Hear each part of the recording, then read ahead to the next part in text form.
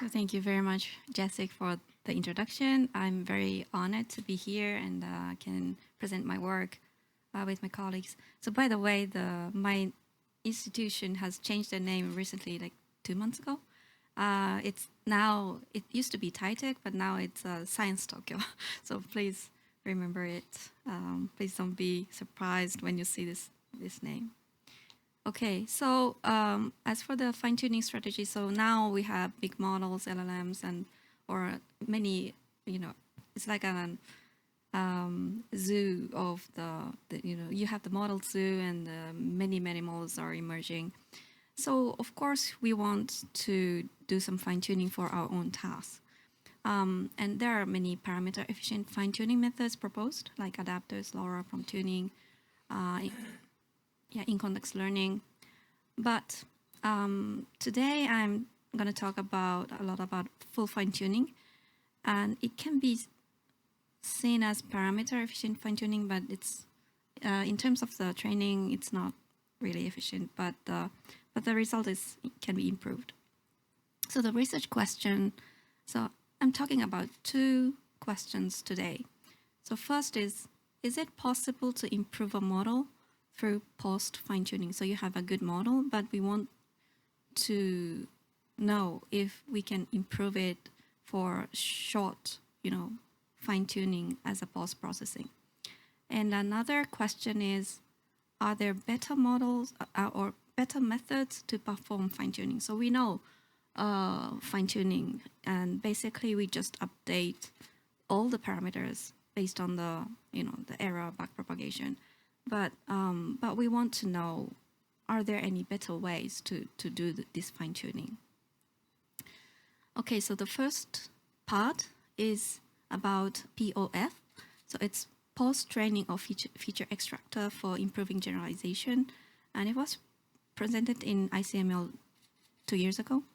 But I still think that this research is pretty inspiring to everyone, so I want to present it today. And actually, it's got Best Paper Award in a domestic conference. Okay, so when we do the training of neural network, you're basically doing the point estimation.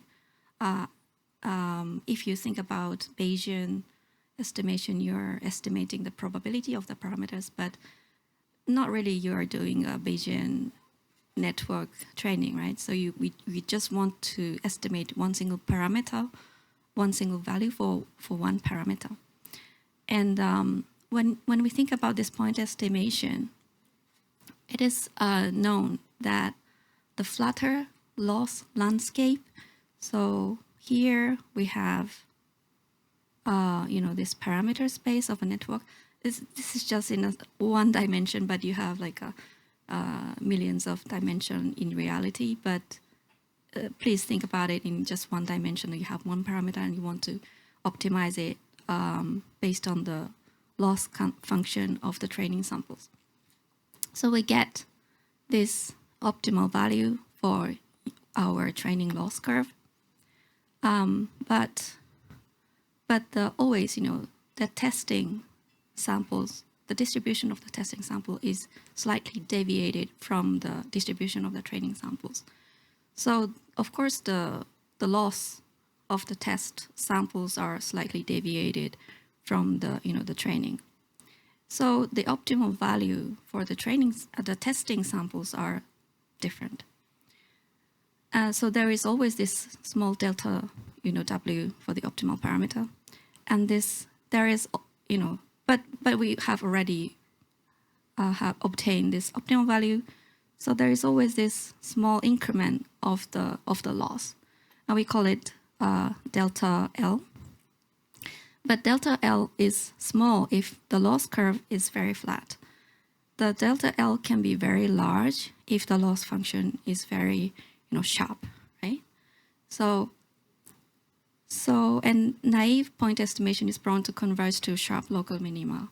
So if you use a stochastic gradient descent for optimizing the neural network, your local minima can be easily get trapped to this sharp, loss local minimum.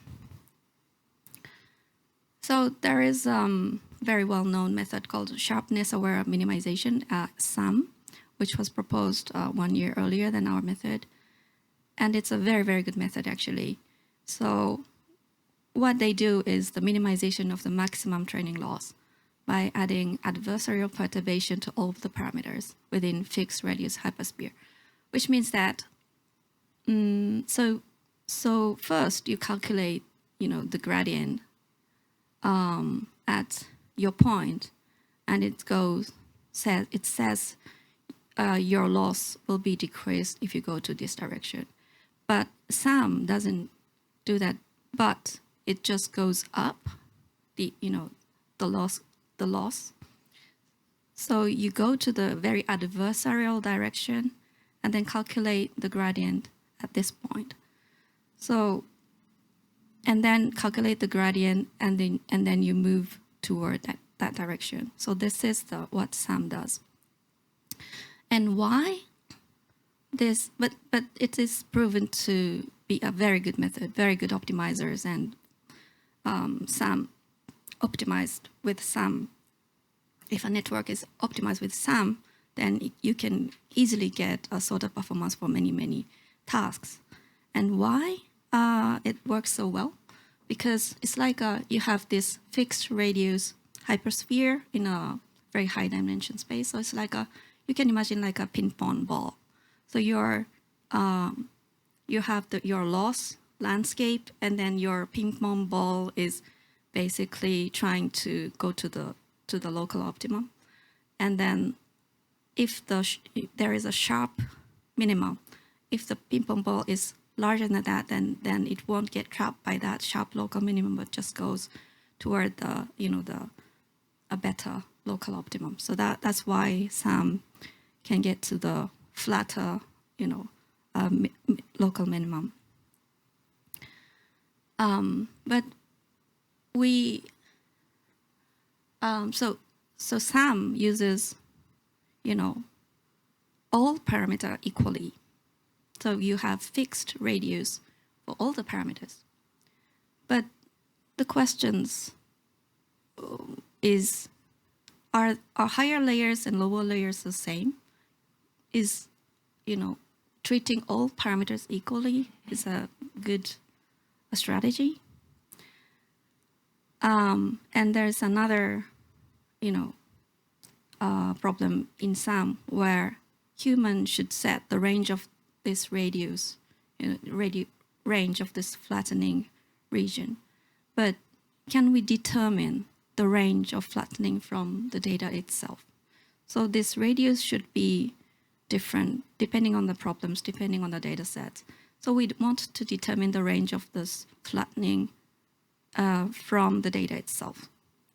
So our first strategy is that, so if we have the data distribution, then the loss function is already determined, right? So we cannot find any flat, we cannot create any flat landscape. So what we did was that we split the network into two, feature extractor and a classifier. And then we try to flatten the loss landscape in the classifier's parameter space.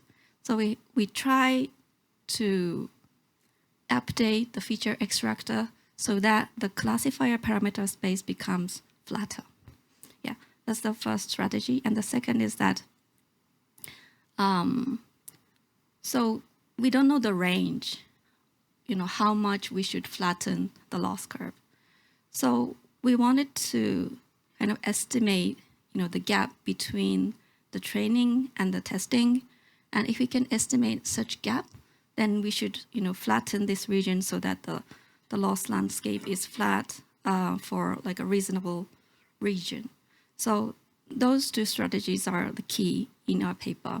So as for the first strategy, where should we flatten? So as I said, we divide the network into the feature extractor and the classifier, and then we try to flatten the classifier's parameter space. Why? Because there is a hypothesis. Why classifier? Well, we thought that higher layers have strong capabilities and it can easily adapt or overfit to the data. So flattening the loss landscape in the classifier parameter space would be like kind of more efficient, you know. And we thought that lower layers are already kind of fit to the, well generalize well. So the, you know, the amount, the gain that we can get for flattening the lossy landscape will be smaller. So that's why we thought, okay, let's flatten the landscape of the higher layers. So this is the first strategy. And for the second one, how can we determine the range to flatten?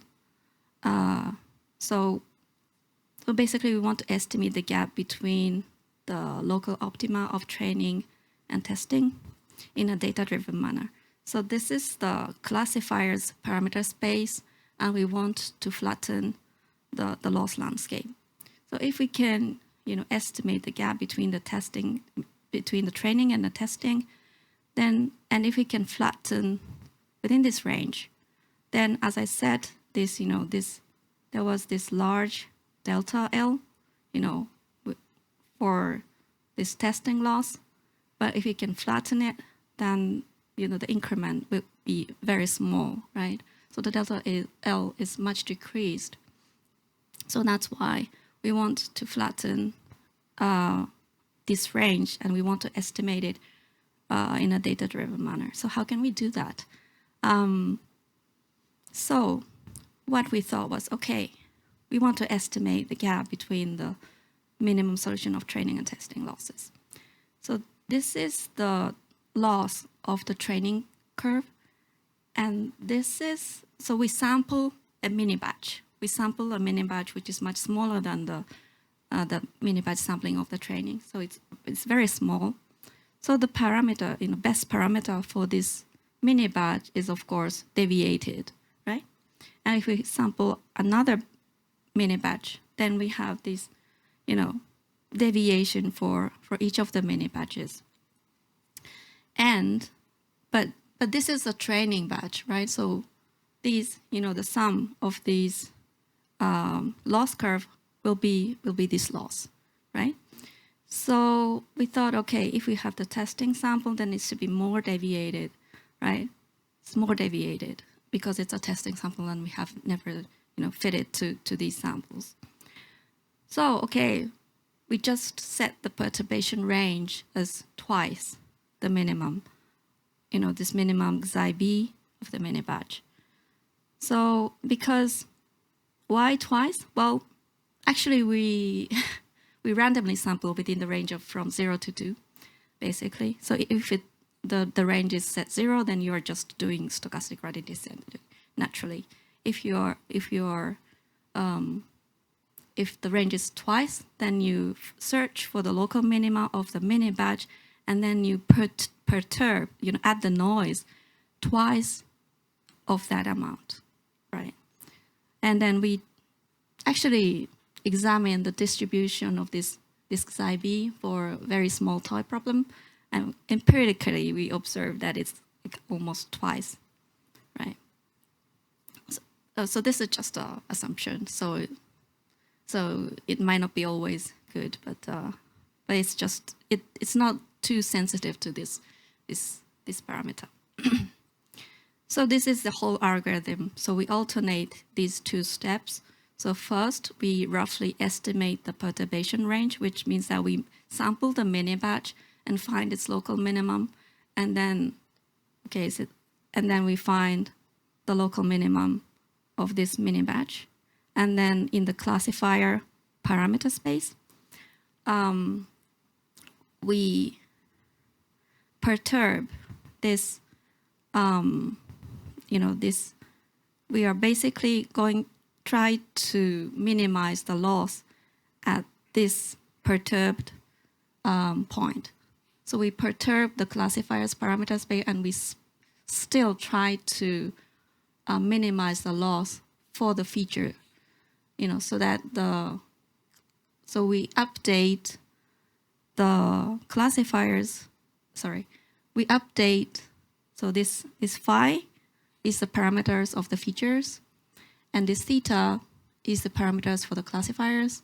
So we perturb the classifier's parameter, and we update the feature parameters so that, you know, this the loss at this point will be minimized. Okay, right. So this is the experimental results.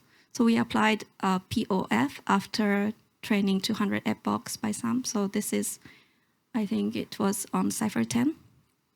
So the SAM loss curve is shown in blue, and orange is our POF. So we switch from SAM to POF after 200 epochs, and within 20 epochs, we can see that the test error rate is clearly decreased, right? So, and in other data sets we tested, and we observed that we can improve the testing error of, you know, already trained network by SAM. Fashion MNIST, it didn't work well. So I think we are not always perfect, because I think first, Fashion MNIST is a very small data set, and it's probably already well fine-tuned. So improving this number was very difficult. We actually did ImageNet testing as well later on, and then we confirmed that we can improve also the ImageNet error rate. And if you calculate, you know, if you examine the Hessian, the maximum Hessian of a loss curve, then you can say if the Hessian is small, your Hessian of the loss curve is small, then which means that the curvature of your loss function is better, right? So, and we actually calculated the maximum Hessian of the loss functions, and we observed that the POF has much smaller maximum Hessian, so which means that our loss curve is much flatter compared to those of the SAMs. Okay, so as to summarize, we proposed a method of post-training feature extractor for improving generalization performance, and POF can roughly estimate delta L, the increment of the loss by the data shift without evaluating Hessian. And POF outperforms SAM with 3 data sets. And then we also confirmed that maximum Hessian decreased by POF. Also, our POF is much faster than SAM because we don't need to evaluate the gradient like 2 times, but yeah, anyway, the code is available. And for the second part, I'm going to talk about a simple fine-tuning strategy based on bias-variance ratio of layer-wise gradients. So, okay, so fine-tuning, I think everyone is doing, and particularly for the CNNs,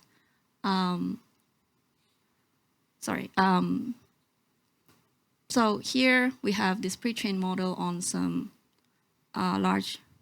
trained on some large data set. And if you want to fine-tune it to your own task, then you just replace the output layer for the target task and then fine-tune the entire network on your target task. This is the like a protocol, normal protocol for the fine-tuning. But we want to find more efficient learning strategy in the fine-tuning.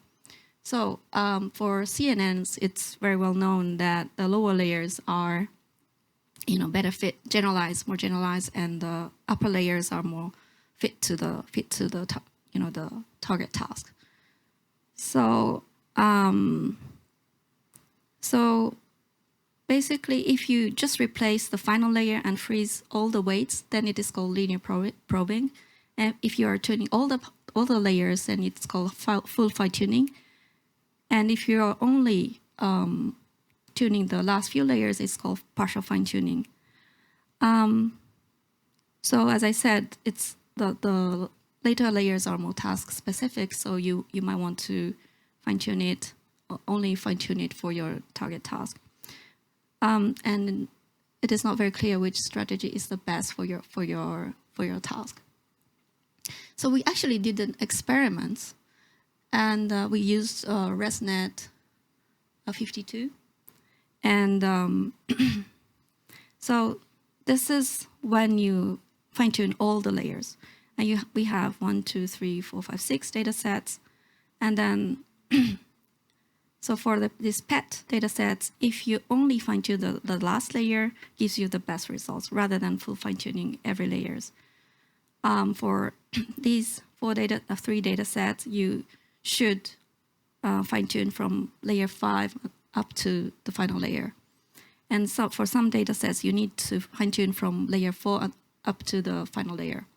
So which layer should be tuned depends on the target data sets.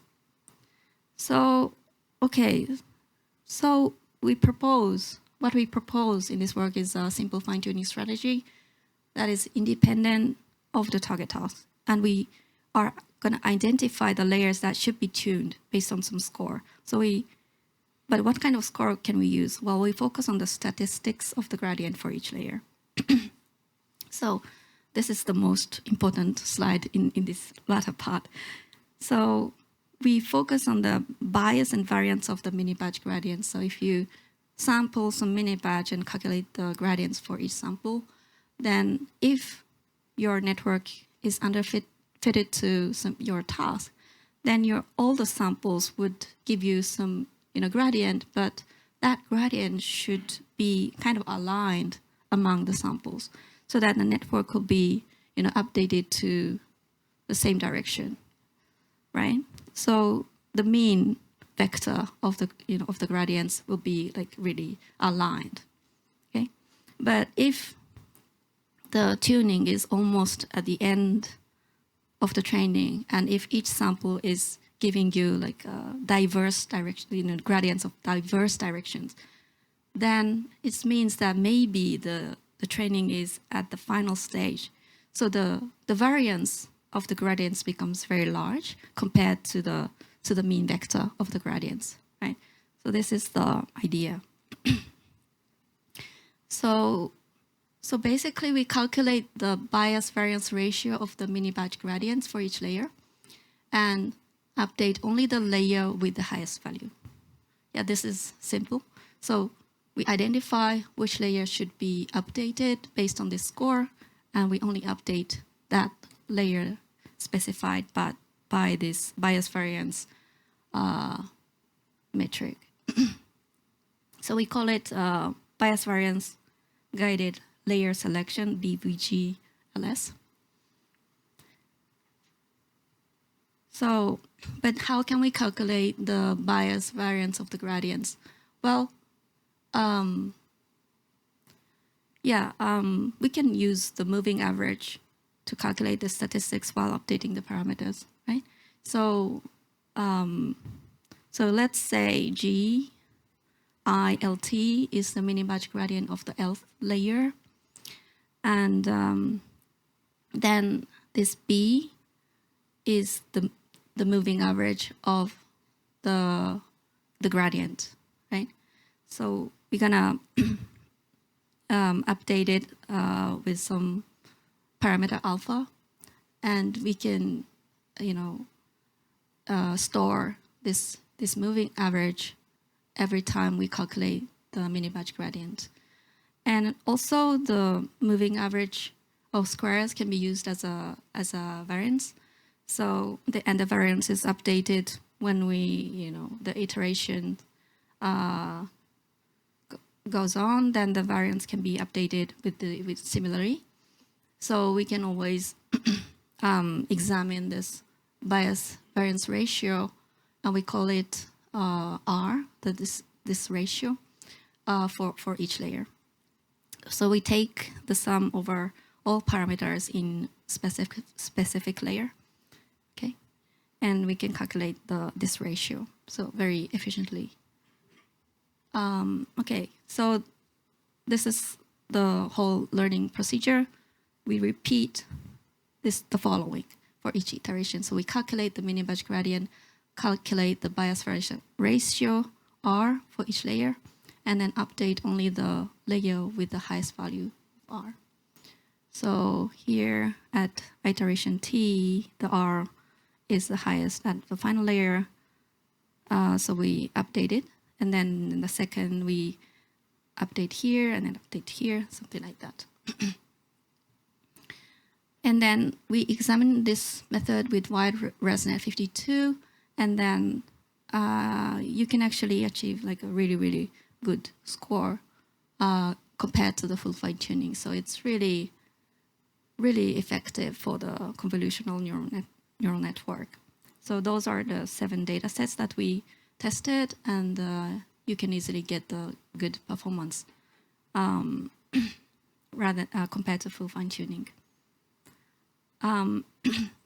We also tested with other architectures, and so for the VIT, the small VIT, we could achieve a good score compared to the full fine-tuning. But for the VITB, which is a larger architecture, it was kind of difficult to beat the full fine-tuning, and we were like wondering why.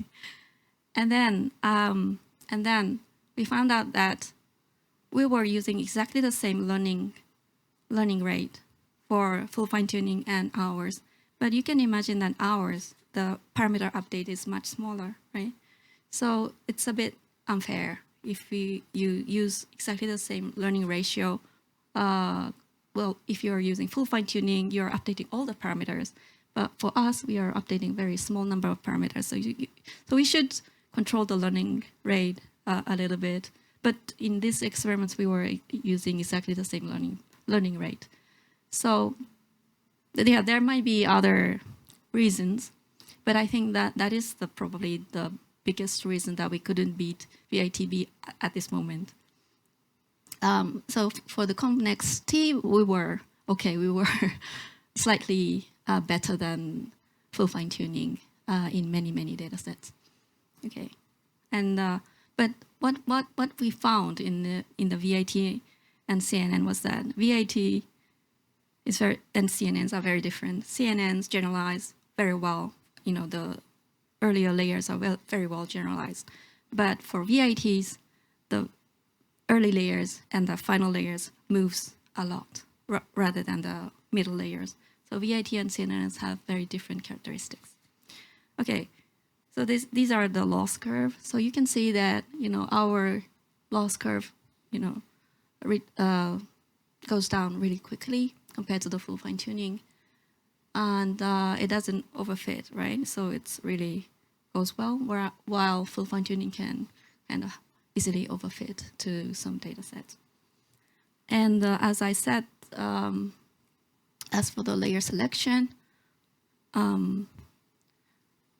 yes, the last layers undergoes dominant updates in early stage.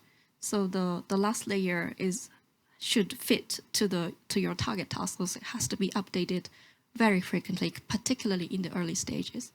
But surprisingly, the selection of the frequency of the input layer was also quite high, even for the CNNs. The very first layer has to be updated depending on the task.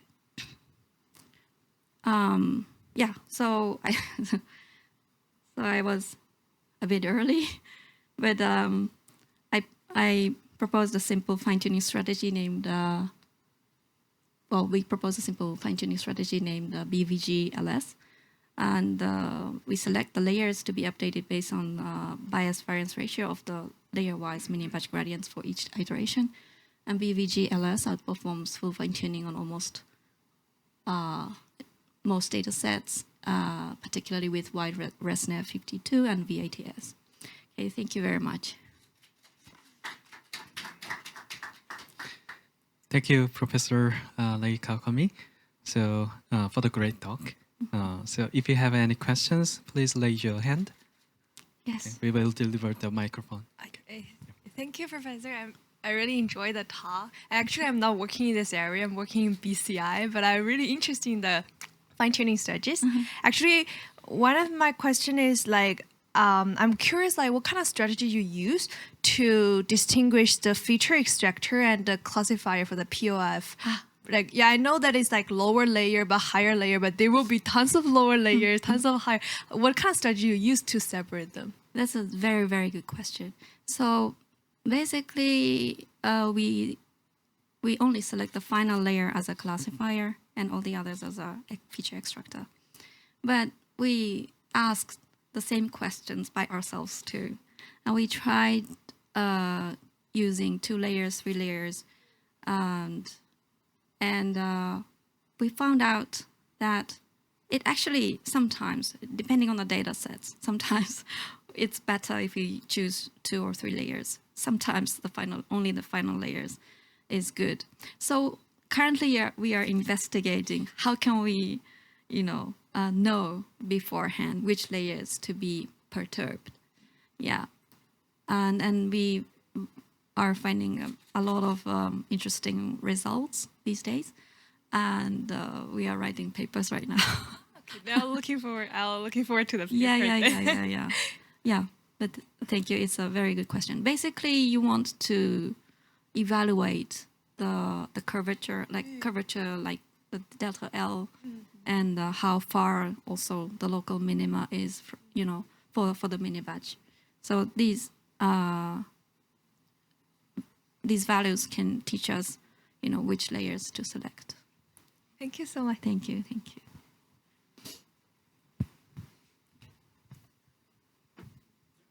Okay.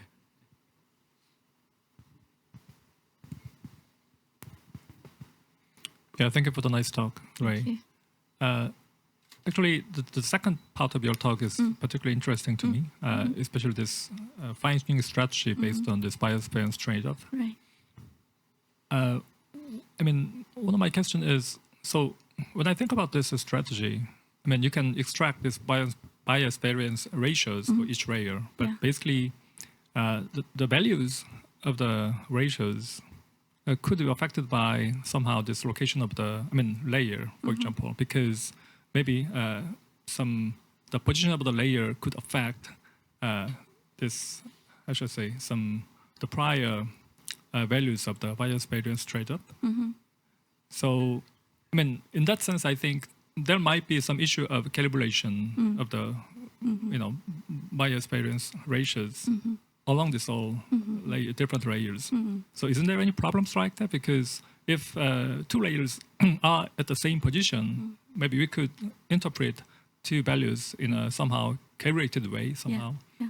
But because these layers are, deployed all these different places, it might be hard to, calibrate this value and interpret in a consistent way. So that is my first question. So thank you for the very good question. Actually, what we found that this bias variance ratio, well, basically neural network has normalization, a lot of normalizations, and that actually works quite well.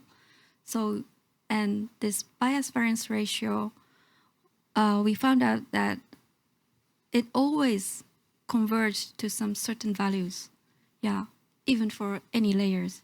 So we really found that this bias variance ratio without any, how can I say, there is no unit inside, right? It's just a ratio. So it really has exactly almost the same value for each of the layers. So basically, we don't have that kind of problem. Maybe because of the normalization, maybe because of this this nature of this this metric. So the bias variance ratio is basically it's just a scalar value, and it's somehow gives us like almost the same values when it converges. So there is in terms of so you don't need to worry about that too.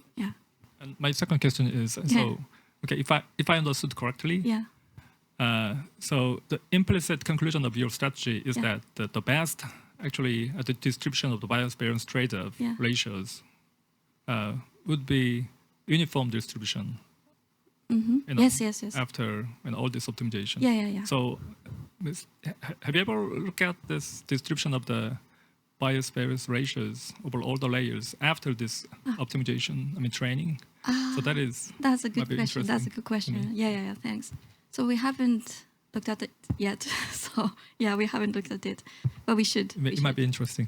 So thank you. Yeah. Yeah, so I have another some questions. So the first part of the talk was very interesting. So giving some kind of injecting some kind of amount of the noise. Yeah. But I'm curious. Is it the amount of the noise empirically injected, or is there some theories or evidence how much we can add some? Yeah. So noise? yes. So I think my explanation was not very clear. But basically, it's automatically determined.